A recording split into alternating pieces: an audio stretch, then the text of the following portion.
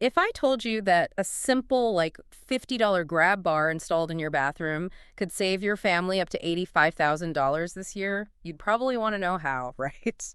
Well, welcome to the Senior Techie Podcast. Tomorrow is actually April 25, 2026, which is National Rebuilding Day. Yeah, which is a really important day. It really is. And today we are looking through a stack of community reports and platform overviews. Our mission is to explore how volunteer programs assist you, or, the seniors in your life, with critical home modifications. The goal is just allowing you to age in place safely and comfortably. Right, and the scale of this effort is just remarkable. I mean, National Rebuilding Day has roots going all the way back to 1973.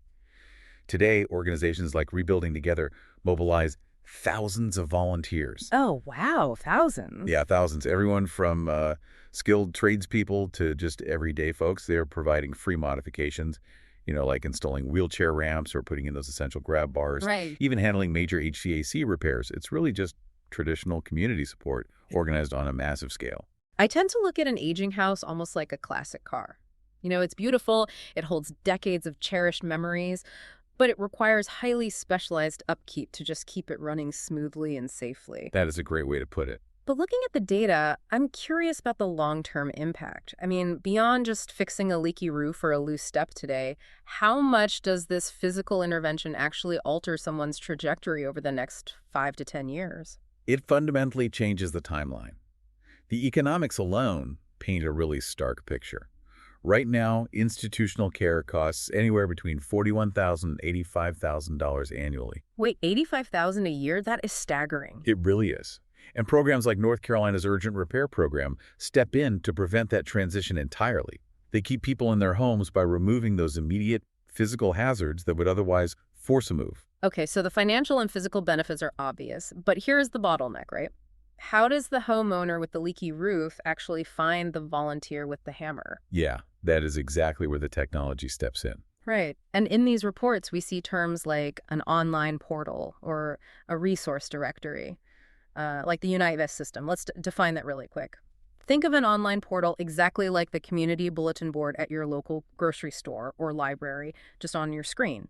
It's simply a place where people who need a hand can pin a note and people with a hammer can find them. Exactly. It's a digital version of that, but much smarter. Right. You don't just hope someone reads it. You enter your need, and the system actively alerts a vetted carpenter or electrician nearby. And that matching mechanism is what makes this so powerful because it bridges the gap instantly. The technology sorts through schedules, skills, and geography. So, a senior doesn't have to make 20 phone calls to find someone available. It just handles the logistics quietly in the background. Exactly. I appreciate the efficiency of that for sure. But I am looking at these platforms and thinking about the human element. Honestly, if I were navigating this, I might be too proud to put my name on a digital list asking for what feels like a handout. How do they overcome the stigma of asking for help? That pride is a completely valid hurdle. I hear that a lot. But the shift in perspective comes when you realize this is a collaborative community effort. It's not charity. So it's more about neighbors helping neighbors. Yes.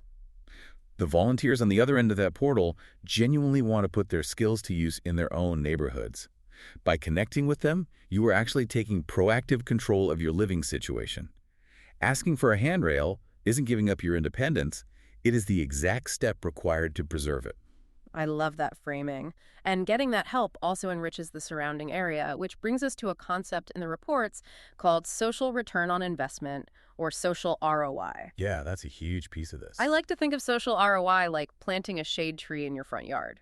You might be the one buying the seed and watering it, but eventually the whole street benefits from the beauty and the cooler air. That is a perfect analogy. And the research from Ecotone Analytics backs up that ripple effect with hard numbers. They found that every $1 invested in Rebuilding Together generates $2.84 in social value. Wait, almost $3 for every dollar? How does that math even work? It sounds like magic math, but the mechanism is really straightforward. A volunteer fixes a loose step, right? Mm-hmm. Which prevents a devastating fall. Oh, I see. Yeah, avoiding just one hip fracture saves tens of thousands in Medicare payouts, rehab costs, and family stress. So that small piece of lumber generates massive, quantifiable social value. That structural ripple effect is exactly why we love highlighting these empowering community connections here at the Senior Techie. Definitely. And before we go, consider this. We spend decades planning our retirement finances, right? Carefully watching savings and pension. Oh, absolutely. Constantly. But we spend almost zero time planning our home's retirement. So look around your living room today. Consider the skills you might have to offer neighbor or the small repairs your own home needs right now, and realize that reaching out, whether online or in person, is the first step to building a stronger, safer community for everyone. It's such a great point to end on. This podcast was brought to you by The Senior Techie. It's available on Apple Podcasts, YouTube, and Spotify. If you'd like to receive their free newsletters, you can subscribe at subscribe.theseniortechie.com.